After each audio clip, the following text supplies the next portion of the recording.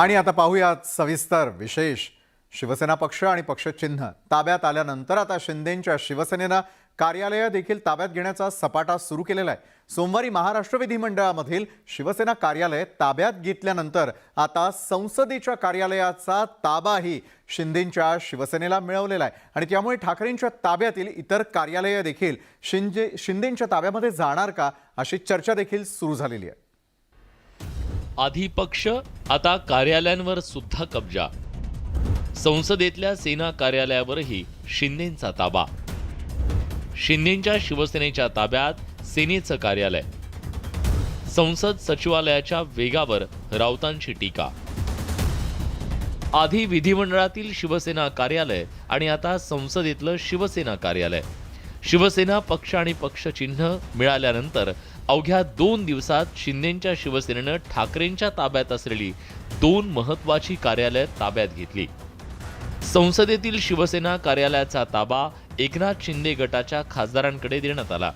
शिंदे गटाचे नेते राहुल शेवाळे यांना पत्र लिहून उपसचिव सुनंदा चॅटर्जी यांनी ही माहिती दिली आहे। संसदेतलं हे कार्यालय शिंदे आणि ठाकरे या दोन्ही गटांकडून वापरण्यात येत होतं, पण आता ही मालकी पूर्णपणे लोकसभा सचिवालयानं शिंदेंच्या शिवसेनेला दिली आहे। जे शासनाचं आहे, जे आम्हाला पक्ष म्हणून आमचा त्याच्यावर अधिकार आहे, त्याच्यामध्ये कुठेही त्यांची मालकी नाही आहे। शासनाने या दिलेल्या फॅसिलिटीज असतात आणि त्याच्यावर अधिकार शिवसेना म्हणून आमचाच आहे आणि तो अधिकार आमचाच राहणार, कारण आम्हाला पक्षाचं कार्यालय हे विधिमंडळ जे पक्ष असतो, विधिमंडळची जी यंत्रणा असते त्यांनी आम्हाला दिलेली ती फॅसिलिटी असते। पक्षाचं कार्यालय म्हणून आम्हाला गव्हर्नमेंटने दिलेली जी फॅसिलिटी असते ती गव्हर्नमेंटने दिलेली फॅसिलिटी आहे, ती काय त्यांच्या मालकीची फॅसिलिटी नाही।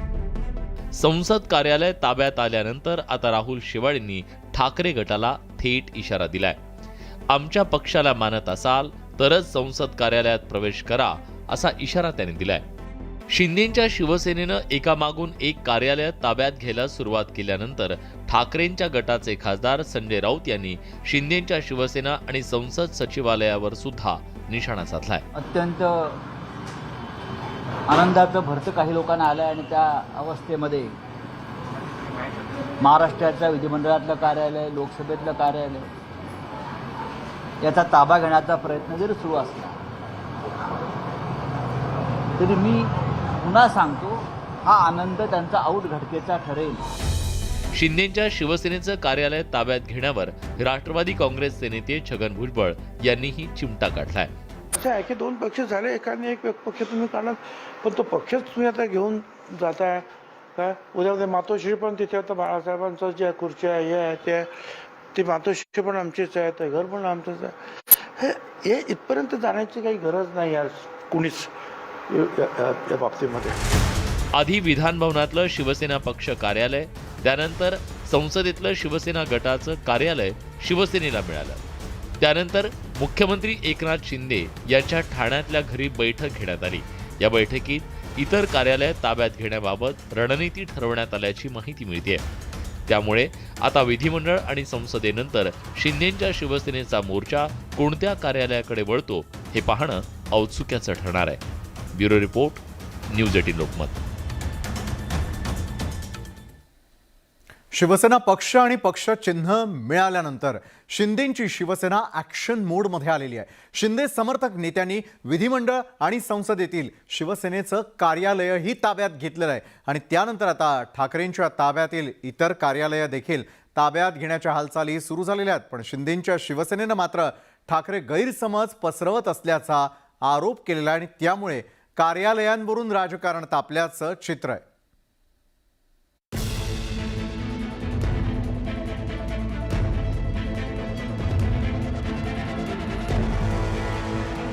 शिवसेना एकनाथ शिंदे यांच्याकडे आल्यानंतर त्यांच्या समर्थकांनी वेगवान कृती करत एक कार्यालय ताब्यात घ्यायला सुरुवात केली आहे। आधी विधिमंडळातील शिवसेना कार्यालयावर ताबा मिळवल्यानंतर संसदेतल्या कार्यालयावर सुद्धा शिवसेनेला ताबा मिळालाय। यानंतर शिंदेंचे शिवसैनिक आता इतर कार्यालयांच्याकडे मोर्चा वळवणार असल्याची शक्यता असल्यानं उद्धव ठाकरे यांनी जोरदार टीका केली आहे। बीएमसी तो अभी है कहाँ? बीएमसी तो विसर्जित हुई है और बीएमसी हो या विधानसभा हो, विधानसभा में ठीक है, थोड़े दिन के लिए मान सकता हूं जब तक वो निकाल नहीं आता, लेकिन बीएमसी में आज कोई पार्षद है ही नहीं, तो किस आधार पर आप चुनाव के लिए पार्टी के लिए ऑफिस देंगे? संख्या पर दिए जाते हैं ना, संख्या पर दिए जाते हैं, तो आज पार्षद ही नहीं है, तो बीएमसी का ऑफिस क्यों दिया जाए उनको? अगर वो भी देंगे तो गुनाह होगा वो, क्योंकि क्या आधार क्या है? पण आता याच मुद्द्यावर शिंदेंच्या शिवसेनेनं उद्धव ठाकरे यांना प्रत्युत्तर दिलंय. शिवसेना पक्ष मिळाल्यानंतर आता शिवसेना भवन तसंच सर्वच शाखा शिंदे ताब्यात घेणार आहेत हा गैरसमज निर्माण करून उद्धव ठाकरे सहानुभूती मिळवण्याचा प्रयत्न करत असल्याचा टोला केसरकरांनी लगावलाय. जो एक गैरसमज करून दिला जातो की शिवसेनेचं सेनाभवन आम्ही ताब्यात घेणार आहोत, त्याच्यानंतर वेगवेगळ्या शाखा आम्ही ताब्यात घेणार आहोत, आणि पार्टीचा जो फंड आहे तो सुद्धा ताब्यात घेणार आहोत, हे संपूर्णपणे 100% खोटं आहे. सहानुभूती मिळवण्यासाठी ज्या युक्त्या या उद्धव साहेबांकडून केल्या जातात त्याचा हा एक भाग आहे. एकंदरीतच शिवसेना पक्ष गमावल्यानंतर आता ठाकरेंच्या हातून शिवसेनेची कार्यालये सुद्धा जाण्याची शक्यता आहे. शिंदेंच्या शिवसैनिकांनी विधिमंडळ आणि संसदेतील कार्यालयावर ताबा मिळवून त्याची सुरुवातही केली आहे. त्यामुळे आता शिंदे आणि ठाकरेंमधल्या या संघर्षात पुढे काय काय होतं हे पाहणं महत्त्वाचं आहे. Bureau report, news 18 Lokmat. पक्ष आणि चिन्ह मिळवल्यानंतर एकनाथ शिंदेंच्या नेतृत्वातील शिवसेनेनं उद्धव ठाकरेंना आणखी एक झटका देण्याची तयारी केलेली आहे, ज्यामुळे ठाकरे गटाला विधान परिषदेच्या विरोधी पक्षनेते पदावर पाणी सोडावं लागण्याची शक्यता आहे. नेमकी शिंदेंच्या शिवसेनेची रणनीती काय आहे, जाणून घेऊयात आमच्या या विशेष रिपोर्टमधून. शिंदेंच्या शिवसेनेची नवी रणनीती. ठाकरेंच्या टीकेची रोखणार गती. शिवसेनेनंतर विरोधी पक्ष नेते पदही जाणार. अंबादास दानवेंचं काय होणार? ठाकरेंच्या ताब्यातली शिवसेना शिंदेंच्या ताब्यात गेली. पक्षाचं चिन्ह धनुष्यबाण शिंदेंच्या हाती आलं. त्यानंतर आता शिंदेंच्या शिवसेनेनं ठाकरेंच्या गटाला नवनवे झटके द्यायला सुरुवात केली आहे. आधी कार्यालय मिळवल्यानंतर आता शिंदेंच्या शिवसेनेनं ठाकरे गटाकडचं अत्यंत महत्त्वाचं पदही हिसकावण्याची तयारी केली आहे. राज्याच्या विधान परिषदेचे विरोधी पक्षनेते अंबादास दानवे आता सत्ताधारी पक्षाचा भाग झाल्याची भूमिका शिंदेंच्या शिवसेनेकडून घेतली जाण्याची शक्यता आहे. त्यामुळे ठाकरे गटाच्या विधान परिषदेतील विरोधी पक्षनेते पदावरही धोक्याची घंटा आहे. हे बघा, हा प्रश्न तुम्ही त्यांना जाऊन विचारला पाहिजे. आम्ही आमची भूमिका स्पष्ट केलेली आहे. आम्हाला न तर शिवसेना भवन पाहिजे, कुठल्या शाखा पाहिजे, आम्हाला फक्त बाळासाहेबांचा विचार पाहिजे आणि त्या विचारावर चालत राहून आम्ही आमचं साम्राज्य पुन्हा उभं करू. शिंदेंच्या शिवसेनेनं आता ठाकरे गटाला नवा धक्का देण्याची तयारी केल्यानंतर ठाकरे गटानंही यावर जोरदार पलटवार केलाय. राष्ट्रवादी किंवा काँग्रेसला द्यावं यासाठी शिफारशी ज्या आहेत ते शिंदे गटाकडून केल्या जात असल्याची माहिती समोर येते. मला असं वाटतं शिंदे गटाचा विधान परिषद एकही सदस्य नाही, त्यामुळे त्यांना तिथं कोणताच बोलण्याचा अधिकार नाही. शिंदेंच्या शिवसेनेच्या या रणनीतीनं अंबादास दानवेंचं विरोधी पक्ष नेतेपद अडचणीत येऊ शकतं. पण यासाठी विधान परिषदेच्या उपसभापती डॉक्टर नीलम गोऱ्हे यांची मान्यता गरजेची असणार आहे. त्यामुळे नीलम गोऱ्हे या संदर्भात काय भूमिका घेतात हे पाहणं महत्त्वाचं ठरणार आहे. Bureau report, news 18 Lokmat. Sanjay राऊतांनी निवडणूक आयोगावरती पैसे घेऊन शिवसेनेचं धनुष्य आणि नाव शिंदेंना दिल्याचा आरोप केल्यानंतर आता तर थेट आमदार खासदार खरेदीसाठी महाराष्ट्रामध्ये रेट कार्ड सुरू असल्याचा आरोप करून त्यांनी खळबळ उडवून दिलेली आहे. यासाठी एजंटही नियुक्त केल्याचा आरोप राऊतांनी केला. शिवसेनेच्या लोकप्रतिनिधींसाठी राऊतांचं रेट कार्ड. शाखा प्रमुखापासून खासदारावर कोट्यवधींची बोली. राऊतांच्या रेट कार्डवर सत्ताधाऱ्यांची टीका. निवडणूक आयोगानं खरी शिवसेना एकनाथ शिंदेंची असल्याचं जाहीर केल्यानंतर खासदार संजय राऊत यांना सगळीकडे घोडेबाजार सुरू असल्याचं दिसू लागलंय. धनुष्यबाण आणि शिवसेनेसाठी 2000 कोटींची बोली लावल्याचं सांगितल्यानंतर आता त्यांनी सेनेच्या लोकप्रतिनिधींचा घोडेबाजार सुरू असल्याचा आरोप केलाय. शाखा प्रमुखांसाठी 50 लाख, नगरसेवकासाठी 2 कोटी, आमदारांसाठी 50 कोटी, खासदारांसाठी 75 कोटी हा भाव सुरू असल्याचं राऊत यांनी म्हटलंय. वो लोगों ने एक रेड कार्ड बनाया है. रेड कार्ड इस राज्य में, इस देश में कभी रेड कार्ड नहीं बना था खरीद फरोश के लिए. अगर मुंबई का कॉरपोरेटर खरीदना है तो उसकी एक कीमत है 2 करोड़ रुपया. एमएलए को खरीदना है तो 50 करोड़ रुपया कीमत लगाई, रेड कार्ड लगाया है. एमपी है 75 करोड़, 75 करोड़. शाखा प्रमुख 50 लाख. उसके ऊपर और एक रेड कार्ड लगाकर एजेंट भी नियुक्त किए हैं और कमीशन पर काम करे एजेंट लोगों को तोड़ने के लिए. शिवसेनेचे नेते आणि शिक्षण मंत्री दीपक केसरकर यांनी राऊतांवर टीकास्त्र लागलंय. 2000 कोटीचं जे ते सांगतायत त्याच्याबद्दल त्यांच्यावर रितसर केस दाखल झाली पाहिजे. त्यांच्यावर माझं असं स्वतःचं मत आहे की आता शेवटी कार्यकारिणीमध्ये ठरेल की त्यांना नोटीस दिली गेली पाहिजे. पक्षाची ते बदनामी करतायत, पक्षाच्या हिताच्या विरुद्ध ते काम करतायत. राऊतांकडे आरोप करण्याशिवाय दुसरं काहीच उरलं नसल्याचा टोला उपमुख्यमंत्री देवेंद्र फडणवीसांनी केलाय. राजकारणामध्ये कधी माणूस वर जातो, कधी खाली जातो, पण इतकं निराश होऊन मनात येईल ते बोलायचं, यातनं त्यांच्या बुद्धीची कीव लोक करतात. त्यांच्या बोलण्याने काही परिणाम होत नाही, पण लोकांना असं वाटतं की यांना मोठे नेते आपण म्हटलं आणि असं म्हणजे संजय राऊत जे बोलले असं निर्बुद्धपणे बोलतात. तर अशा निर्बुद्ध लोकांना काय मी उत्तर देऊ. आणि उद्धवजींचा जिथपर्यंत सवाल आहे, उद्धवजींजवळ एक लिमिटेड डिक्शनरी आहे. ते एक 10, 15, 20 त्यांचे शब्द आहेत. ते शब्द फिरवून फिरवून ते वापरतात.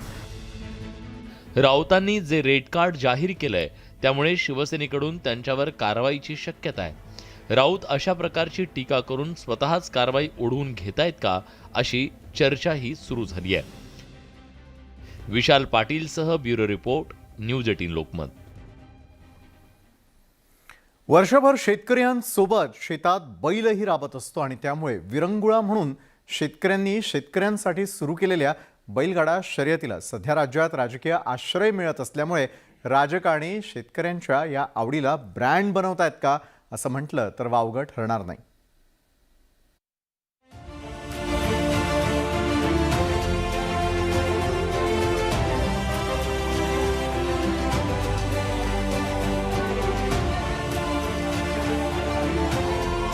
ग्रामीण महाराष्ट्रात लोकप्रियतेच्या शिखरावर असलेल्या बैलगाडा शर्यतीचं आता ब्रँडिंग होऊ लागलंय.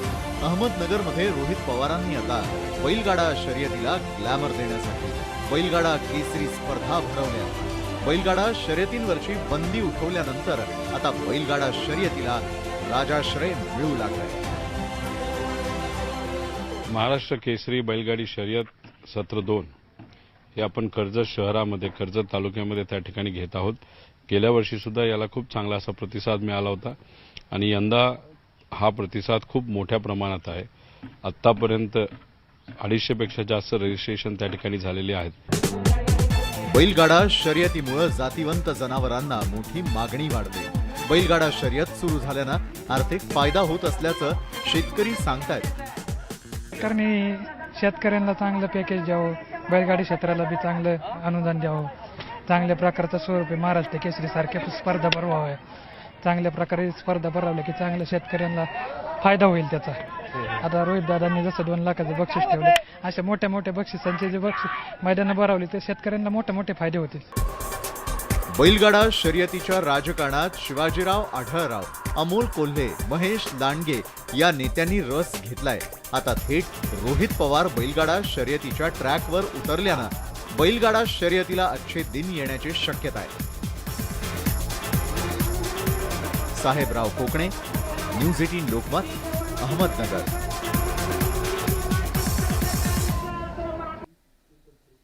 जळगावच्या भुसावळ तालुक्यामधील वेल्हाळे गावामध्ये यादवकालीन कपिलेश्वर मंदिर आहे. पण या मंदिराची पडझड होतीये, पण त्याकडे कोणीच लक्ष देत नसल्यानं हा ऐतिहासिक ठेवा नष्ट होण्याची भीती व्यक्त होतीये.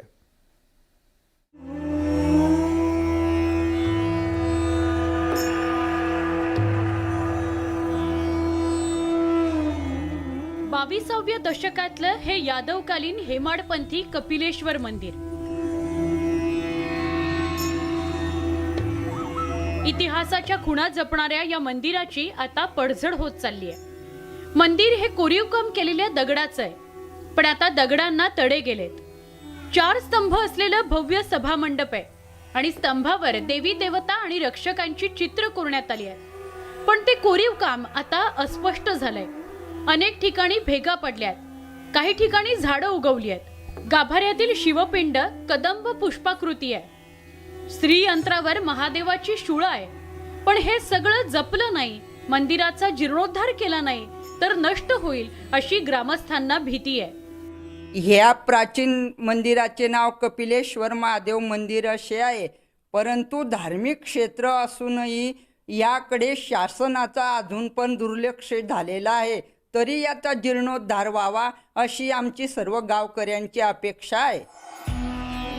वर्षातल्या सगळ्यात मोठ्या दिवशी म्हणजे 21 जूनला गाभाऱ्यातल्या शिवपिंडीवर सूर्यकिरण पडतात हे मंदिराचं विशेष आहे. महादेवाच्या आरतीतही वेल्हाळे गावाचा उल्लेख आहे. इतिहासाच्या खुणा जतन व्हाव्यात अशी ग्रामस्थांची अपेक्षा आहे.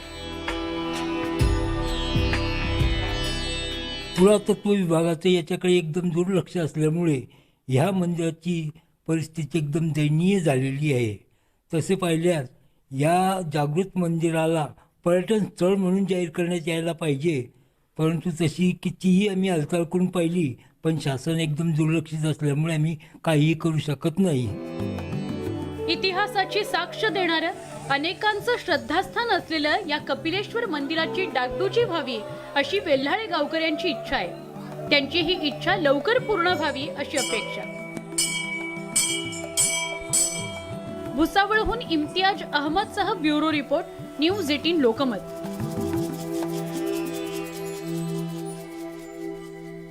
तर आजच्या न्यूज 18 लोकमत विशेषमध्ये वेळ झाली येथेच थांबण्याची. ताज्या घडामोडींसाठी पाहायला विसरू नका न्यूज 18 लोकमत.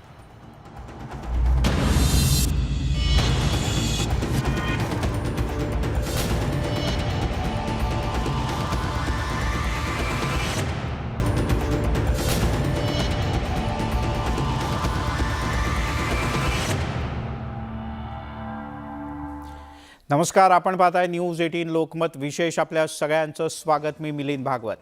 काही खास बातम्या, त्याच्यातल्या विशेष अँगलसह आणि काही विशेष बातम्या त्याच्यातल्या खास अँगलसह पाहिजेत. पण सगळ्यात आधी हेडलाईन्स. हेडलाईन्स प्रायोजक sofa factory, the complete living solutions under one roof. मुंबईमध्ये शिवसेनेच्या राष्ट्रीय कार्यकारिणीच्या बैठकीला सुरुवात. एकनाथ शिंदे मुख्य नेते की पक्षप्रमुख बनणार याची उत्सुकता.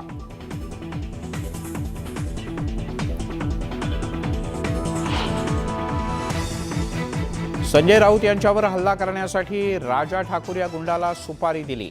राऊत यांचा लेटर बॉम्ब. राऊत यांचे आरोप म्हणजे स्टंटबाजी, शिवसेनेचा पलटवार. विधिमंडळ कार्यालयाच्या पाठोपाठ संसदेतलं कार्यालय सुद्धा शिंदेंच्या शिवसेनेकडे. उद्धव ठाकरे यांना आणखीन एक धक्का.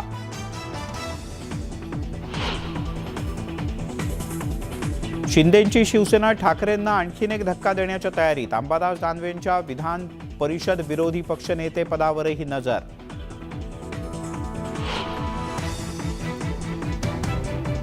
कसबा आणि चिंचवड पोटनिवडणुकीचा प्रचार शिगेला. चिंचवडमध्ये महाविकास आघाडीचा रोड शो तर हेमंत रासने यांच्यासाठी उदयनराजे यांची रॅली.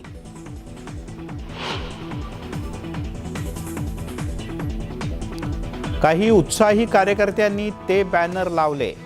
मुंबईत राष्ट्रवादीच्या कार्यालयासमोरच्या भावी मुख्यमंत्री बॅनरवर अजितदादांची प्रतिक्रिया.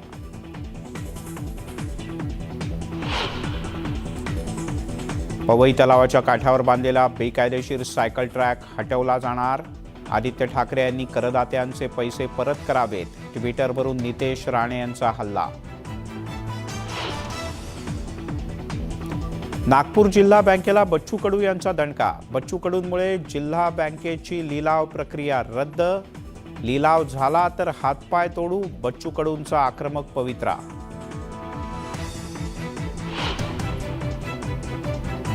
वैभव नाईक यांच्या अडचणी वाढल्या. नाईक यांच्या मिळकतीतील कणकवलीच्या दत्तकृपा इमारतीमधल्या रहिवाशांनाही एसीबीच्या नोटिसा.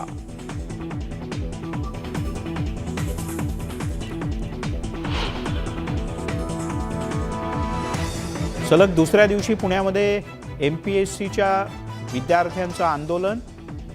MPSC आयोगानं भूमिका न बदलल्यास कोर्टात जाण्याचा फडणवीस यांचा इशारा. 12वी बोर्डाच्या इंग्रजीच्या परीक्षेत 3 प्रश्नांपैकी एका प्रश्नाचं उत्तरच छापलं. चूक मान्य करत बोर्ड प्रश्न सोडवलेल्यांना गुण देणार. रोहित पवार यांच्या मतदारसंघात बैलगाडा केसरी स्पर्धेचं आयोजन. बैलगाडा शर्यतीचं जोरदार ब्रँडिंग. राज्यभरातून मोठा प्रतिसाद.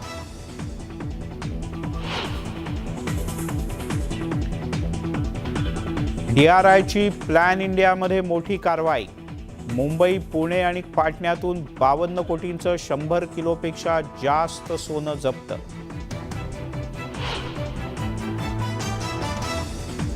मंगळवेढ्यात एकाच कुटुंबातील 3 महिलांची हत्या. घरगुती वादातून तेहरी हत्याकांडाचा संशय.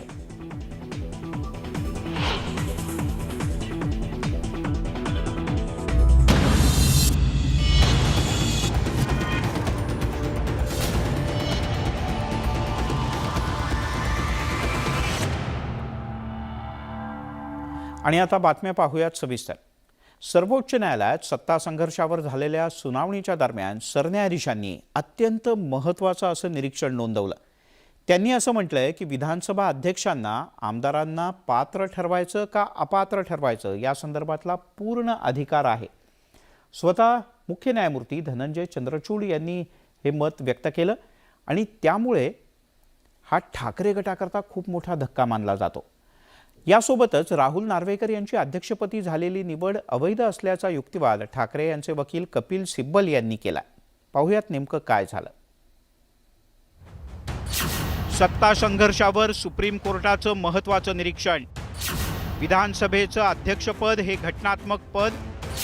अपात्र ठरवण्याचा अध्यक्षांना अधिकार. राज्यातल्या सत्ता संघर्षावर सर्वोच्च न्यायालयात सुनावणी सुरू झाली आहे आणि या सुनावणीत सरन्यायाधीश चंद्रचूड यांनी एक महत्त्वाचं निरीक्षण नोंदवलंय. विधानसभेचं अध्यक्षपद हे घटनात्मक पद असून कोर्ट त्यांच्या कामात हस्तक्षेप करू शकत नसल्याचं सरन्यायाधीश धनंजय चंद्रचूड यांनी स्पष्टपणे मत नोंदवलंय.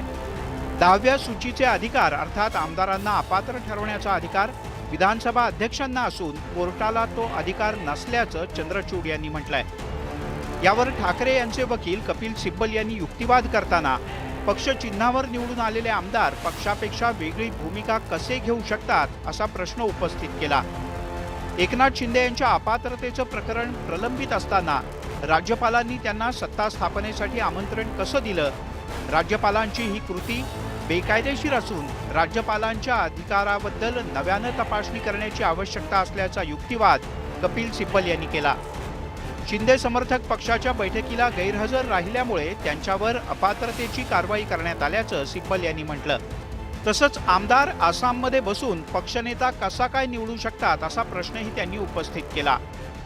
जे 16 आमदार अपात्रतेची पिटिशन ज्यांच्यावरती चालू आहे त्याच्यामध्ये पहिला नंबर जो आहे तो एकनाथ शिंदे यांचा आहे आणि राज्यपालांनी ज्यांच्यावरती अपात्रतेची कारवाई चालू आहे अशा माणसाला शपथ देणं हे घटनात्मक आहे का असा प्रश्न विचारला गेलाय. राहुल नार्वेकर यांची विधानसभा अध्यक्षपदी झालेली निवड अयोग्य असल्याचा दावा सिब्बल यांचा होता. तसंच नार्वेकर यांना बहुमतापेक्षा एक मत कमी पडल्याचंही त्यांनी न्यायालयाच्या निदर्शनास आणून दिलं. बंडखोर आमदारांच्या अपात्रतेचा निर्णय झाला असता तर राहुल नार्वेकर विधानसभा अध्यक्ष म्हणून निवडूनच आले नसते असा सिब्बल यांचा कोर्टात दावा होता. विधानसभा अध्यक्षांची निवड चुकीच्या पद्धतीने झाल्यामुळे पर्यायानं मुख्यमंत्र्यांची निवड सुद्धा अवैध ठरत असल्याचा युक्तिवाद कपिल सिब्बल यांनी घटनापीठासमोर केला. न्यायप्रविष्ट बाबी त्या, परंतु त्याच्यामध्ये आपण भाष्य करणं चुकीचं आहे. पण निवडणूक आयोगाने निकाल दिलेला आहे. मला वाटतं एक चांगली सुरुवात झालेली आहे आणि न्यायदेवतेवर आमचा सगळ्यांचा विश्वास आहे. तर निश्चितपणे आम्हाला माननीय मुख्यमंत्र्यांना आणि आमच्या शिंदे गटाला न्याय मिळेल अशी आम्हाला खात्री आहे.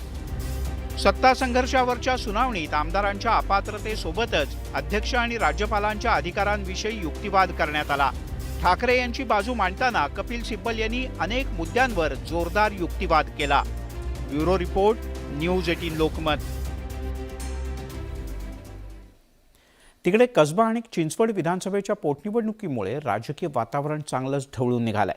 या दोन्ही जागा राखण्याचं मोठं आव्हान भाजपसमोर आहे. शिक्षक आणि पदवीधर विधान परिषद निवडणुकीमुळे पोळलेल्या सत्ताधाऱ्यांनी या पोटनिवडणुकीसाठी कंबर कसले आणि त्यामुळेच सोमवारी पुणे दौऱ्यात मुख्यमंत्र्यांनी संध्याकाळपासून पहाटेपर्यंत वैयक्तिक भेटीगाठी सुद्धा घेतल्या.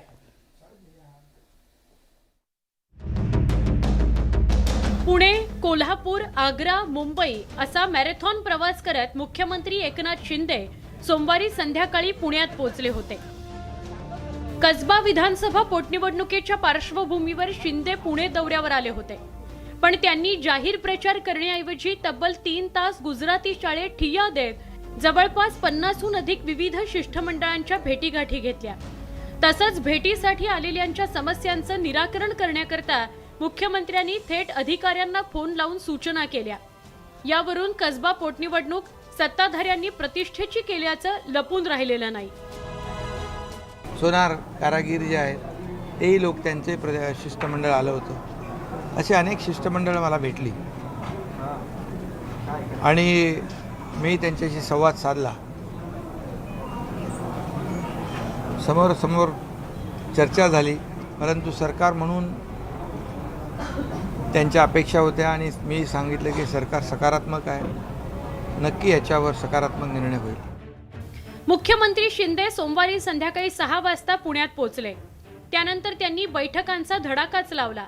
रात्री 9:30 वाजेपर्यंत भोई, कासार, राजपूत या समाजासह विविध 50 शिष्टमंडळांसोबत त्यांनी बैठका घेतल्या. रात्री 9:45 ते 10:15 दरम्यान त्यांनी पत्रकार परिषद घेतली. त्यानंतर रात्री 11 वाजता त्यांनी कात्रज चौकाची पाहणी केली.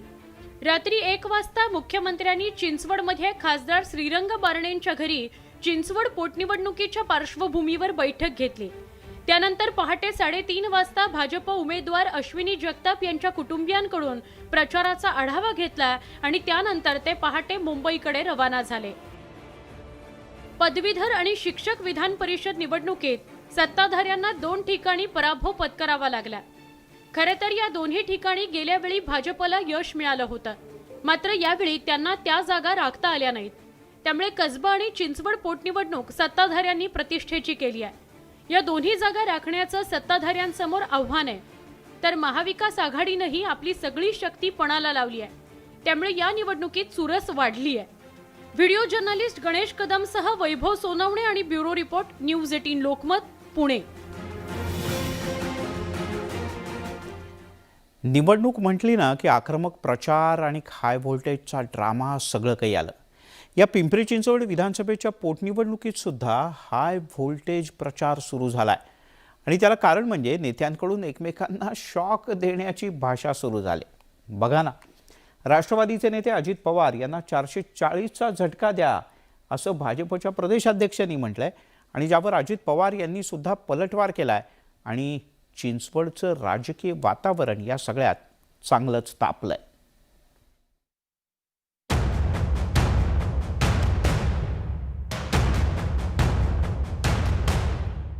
जोरात बटन दाबा, एवढ्या जोरात बटन दाबा की अजित पवारांना 440 व्होल्टचा करंट लागला पाहिजे. किती व्होल्टचा? किती व्होल्ट? 440चा करता हा करंट लागल्यावर पुन्हा उठतच नाही. चिंचवड विधानसभा पोटनिवडणुकीच्या प्रचार सभेतील चंद्रशेखर बावनकुळेंचं हे विधान. भाजपच्या उमेदवार अश्विनी जगताप यांच्या प्रचारासाठी तिसऱ्यांदा चिंचवडमध्ये आलेल्या बावनकुळेंनी अजित पवारांना लक्ष केलंय. मतदारांनी अजित पवारांना 440 व्होल्टचा झटका देण्याचं विधान बावनकुळेंनी दुसऱ्यांदा केलं. मग काय, बावनकुळेंच्या या टीकेला अजित पवारांनी खास त्यांच्या शैलीत प्रत्युत्तर दिलं. 440चा करंट बसला तर मी मरून जाईल असा खोचक टोला लगावत अजित पवारांनी बावनकुळेंना तारतम्य बाळगण्याचा सल्लाही दिला. अरे बापरे, 440चा करंट म्हणजे मी मरून जाणार. एवढा मोठा करंट बसल्यावर मी कसा जगू शकतो?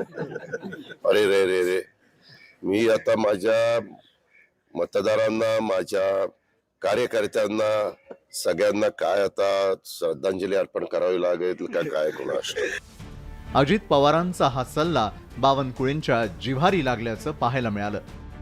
त्यानंतर चंद्रशेखर बावनकुळेंनी पुन्हा एकदा हल्ला चढवत अंधेरी पोटनिवडणुकीत तारतम्य सोडणाऱ्यांनी आम्हाला तारतम्य बाळगायला शिकवू नये असा टोला लगावला.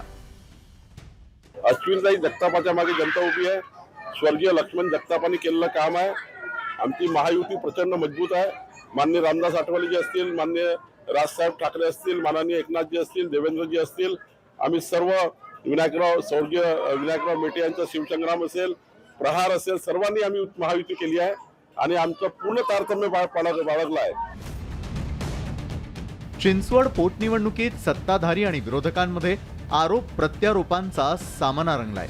आता वार प्रतिवार झाल्यानंतर तरी हा हाय व्होल्टेज ड्रामा संपतो का, की नको त्या विषयांच्या गराड्यात मतदारांच्या मूळ समस्या होरपळतच राहतात, हे पाहणं महत्त्वाचं ठरणार आहे. गोविंद वाकडे, न्यूज 18 लोकमत, पिंपरी चिंचवड. तिकडे राष्ट्रवादी काँग्रेसमध्ये भावी मुख्यमंत्री पदावरून दोन नेत्यांमध्ये चढाओढ लागल्याचं राजकीय वर्तुळात पाहायला मिळत आहे. काही दिवसांपूर्वी राष्ट्रवादी काँग्रेसचे प्रदेशाध्यक्ष जयंत पाटील यांच्या वाढदिवसाच्या निमित्तानं कार्यकर्त्यांनी बॅनरबाजी केली होती. त्यावेळेला सुद्धा भावी मुख्यमंत्री असा उल्लेख करण्यात आला होता. आता अजित पवार यांच्याकरता लावलेल्या बॅनरवर सुद्धा तशाच प्रकारचा उल्लेख आहे. त्यामुळे राष्ट्रवादीत चर्चा सुरू झाली आहे. मुख्यमंत्री पदावरून राष्ट्रवादीत चढाओढ, अजित पवारांच्या समर्थनार्थ बॅनरबाजी, बॅनरवर भावी मुख्यमंत्री म्हणून उल्लेख. राज्यातील विधानसभेच्या निवडणुकीला अद्याप बराच कालावधी आहे. मात्र राष्ट्रवादी काँग्रेसमध्ये आतापासूनच मुख्यमंत्री पदासाठी जणू चढाओढ लागल्याचं पाहायला मिळत आहे. विरोधी पक्षनेते अजित पवारांच्या समर्थकांनी मुंबईतील पक्ष कार्यालयासमोर मोठे होर्डिंग लावलेले असून त्यावर भावी मुख्यमंत्री असा उल्लेख करण्यात आलाय. त्यामुळे अनेकांच्या भुवया उंचावल्यात. मात्र अजित पवारांचे हे होर्डिंग लक्षवेधी ठरलेले असून त्यावरून आता नव्या राजकीय चर्चेला तोंड फुटलंय. कारण काही दिवसांपूर्वी राष्ट्रवादी काँग्रेसचे प्रदेशाध्यक्ष जयंत पाटील यांच्या वाढदिवसानिमित्तानं त्यांच्या समर्थकांनी ठिकठिकाणी बॅनर लावलेले होते. त्यावर जयंत पाटलांचा भावी मुख्यमंत्री असा उल्लेख करण्यात आला होता. त्यावरूनही राष्ट्रवादी काँग्रेसमध्ये दबक्या आवाजात चर्चा सुरू झाली होती. त्यानंतर आता मुंबईत अजित पवारांचा भावी मुख्यमंत्री असा उल्लेख असलेले बॅनर्स लावण्यात आले आहेत. राष्ट्रवादी काँग्रेसमधील या दोन बड्या नेत्यांमध्ये सुप्त संघर्ष तर सुरू झाला नाही ना, अशी चर्चा राजकीय वर्तुळात सुरू झाली आहे. मुख्यमंत्री पदावरून राष्ट्रवादी काँग्रेस पक्षांमध्ये होड लागली आहे. मुख्यमंत्री कोण होणार, भावी मुख्यमंत्री असा उल्लेख कार्यकर्ते आपापल्या नेत्यांचा करत आहे.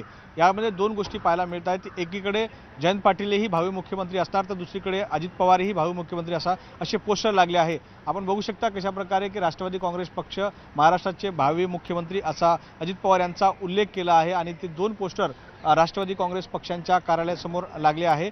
आणि तिसरा जो पोस्टर आहे तो दुसरीकडे जयंत पाटील यांच्या कार्यकर्त्यांनी त्यांच्या वाढदिवसानिमित्तानं दाखवला आहे की भावी मुख्यमंत्री जयंत पाटील यांचा असा उल्लेख करण्यात आला आहे. मुख्यमंत्री पदावरून राष्ट्रवादी काँग्रेस पक्षात दोन गट असल्याचं पाहायला मिळत आहे. एक जयंत पाटलांना मानणारा गट तर दुसरा अजित पवारांना मानणारा गट.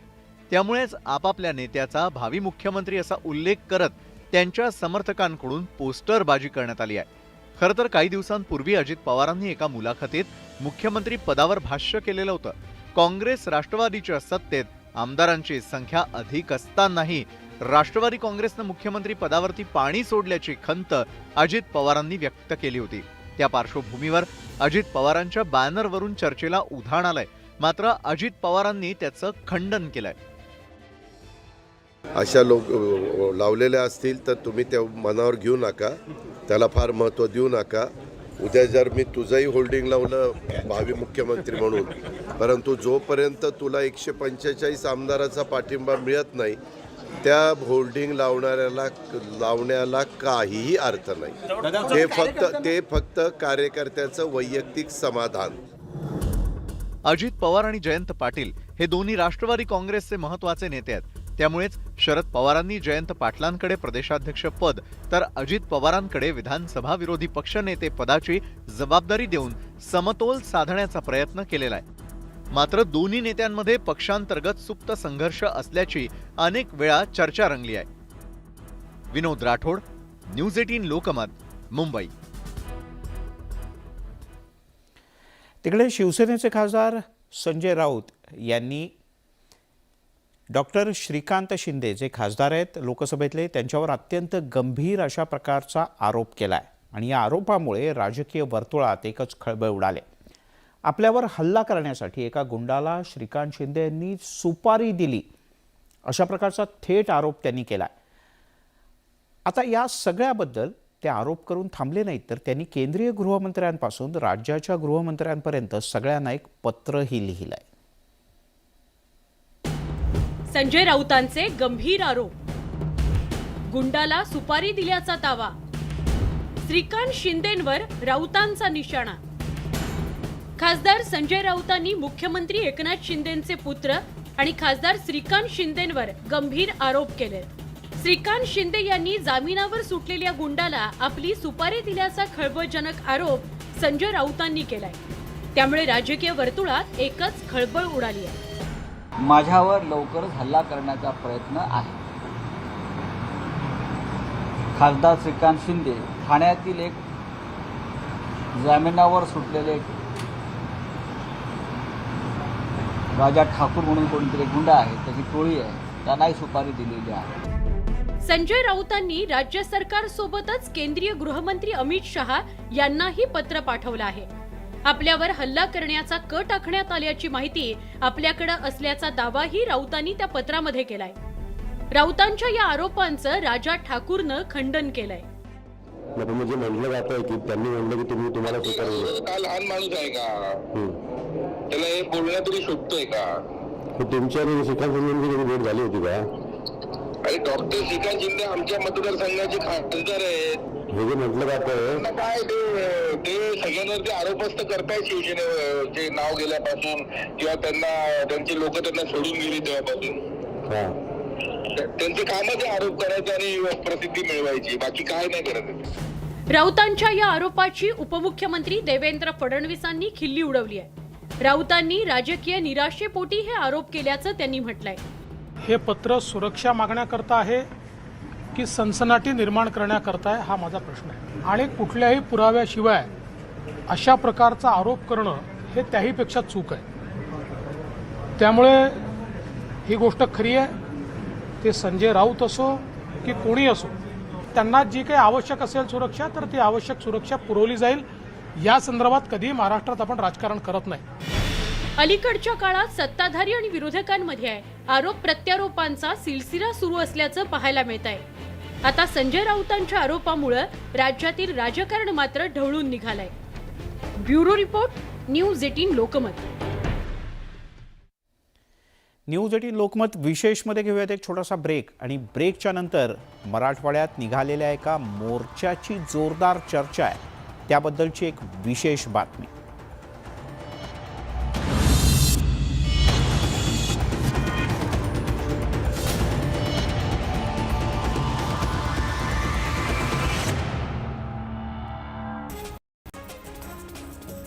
अहमदनगर जिल्ह्यातल्या राहुरी तालुक्यात दलालांनी अनेकांना बोगस रेशन कार्ड देऊन गंडा घातलाय. महसूल विभागाकडून रेशन कार्ड मिळवण्यासाठी पैसे द्यावे लागत असल्यानं अनेक निराधार कुटुंब लाभापासून वंचित राहत आहेत. बुलढाणा जिल्ह्यातल्या जिल्हा परिषदेचे तब्बल 2900 शिक्षक दिव्यांग असल्याची माहिती समोर आलेली आहे.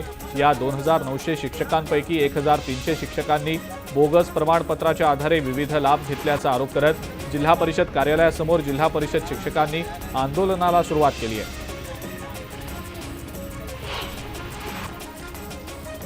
अंगणवाडी सेविका आणि मदतनीस यांना शासकीय कर्मचाऱ्यांचा दर्जा द्या या मागणीसाठी बीड जिल्ह्यातल्या अंगणवाडी कर्मचाऱ्यांनी संपाचं हत्यार उपसलंय. त्यामुळे बीड जिल्ह्यातील 1,90,000 बालकांच्या पोषण आहाराची वितरण व्यवस्था आता विस्कळीत झालेली आहे.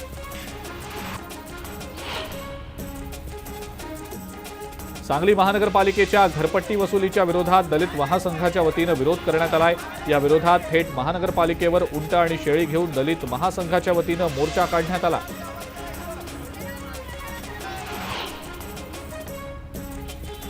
चाळीसगाव जळगाव रस्त्यावर पडलेल्या खड्ड्यांमुळे वाहनधारकांना अडचणींचा सामना करावा लागतोय। रस्त्यावर पडलेले हे खड्डे तत्काळ बुजवावेत या मागणीसाठी पाचोरा इथल्या जारगाव चौफुली इथं महाविकास आघाडीनं रास्ता रोको केलाय।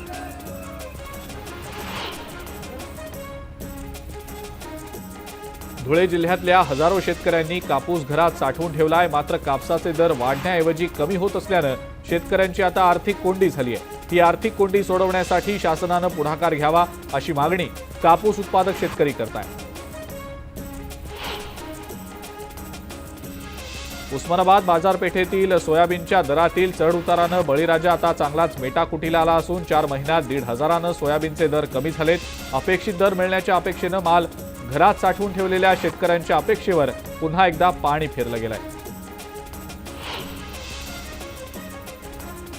12वीच्या परीक्षेत बोर्डाकडून मोठी चूक झालेली आहे। 12वीच्या इंग्रजी परीक्षेच्या प्रश्नपत्रिकेत प्रश्न 3च्या A3 ते A5 या क्रमांकाच्या प्रश्नांऐवजी उत्तरं छापली गेलेली आहेत। यावर बोर्डाकडून खुलासा करण्यात आला असून त्रुटींबाबत योग्य निर्णय जाहीर केला जाईल असं बोर्डानं स्पष्ट केलंय।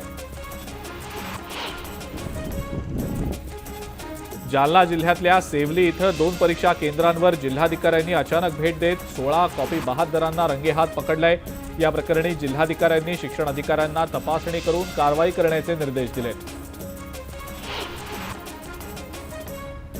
कॉपीमुक्त परीक्षा करण्यासाठी महसूलच्या नेमण्यात आलेल्या पथकांवर शिक्षकांनी नाराजी व्यक्त केली आहे। पथकं नेमणं म्हणजे शिक्षकांवर अविश्वास दाखवणं आहे, त्यामुळे परीक्षा पद्धतीच रद्द करावी अशी मागणी अजय भोयर यांनी मुख्यमंत्री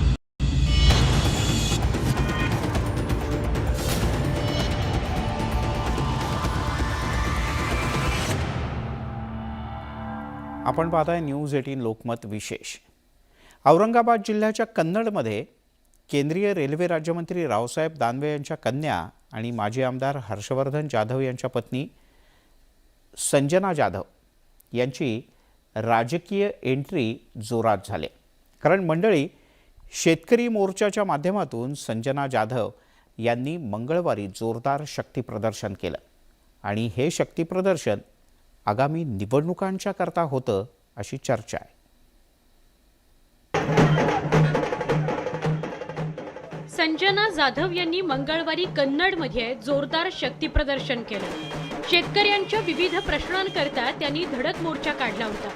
मात्र या मोर्चामुळे संजना जाधव यांच्या राजकीय लॉन्चिंगची औरंगाबाद जिल्ह्यात चर्चा सुरू झाली आहे। संजना या त्यांचे पूर्वाश्रमीचे पती आणि माजी आमदार हर्षवर्धन जाधव यांच्या विरोधात विधानसभा निवडणूक लढवण्याच्या तयारीत असल्याचं बोललं जात आहे। काही वर्षांपासून संजना आणि हर्षवर्धन जाधव यांच्यात कौटुंबिक कलह सुरू आहे, त्यामुळे हे दाम्पत्य विभक्त राहत आहे। संजना या केंद्रीय रेल्वे राज्यमंत्री रावसाहेब दानवे यांच्या कन्या आहेत, त्यामुळेच त्यांच्या शेतकरी मोर्चाला वेगळं महत्त्व प्राप्त झालं होतं।